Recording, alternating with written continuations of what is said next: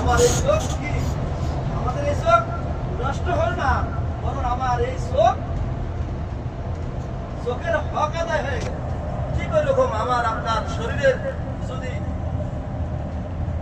যদি কোনো অঙ্গ প্রত্যঙ্গ বা শক্তি যদি আমরা আল্লাহর ইবাদতে লাগাই, আর যদি আল্লাহ লাগানোর তৌফিক দেয়, এটা আমার আপনার কোনো জীবনের লস না, বরঞ্চ জীবনের বড় লাভ। রাসূল সাল্লাল্লাহু আলাইহি ওয়াসাল্লামকে যখন এইভাবে আঘাত করা হলো, রাসূল সাল্লাল্লাহু আলাইহি ওয়াসাল্লাম যখন নিরুপায় হয়ে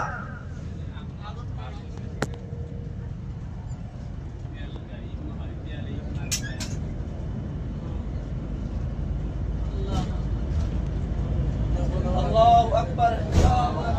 আল্লাহু আকবার, লা ইলাহা ইল্লাল্লাহ, লা ইলাহা ইল্লাল্লাহ, লা ইলাহা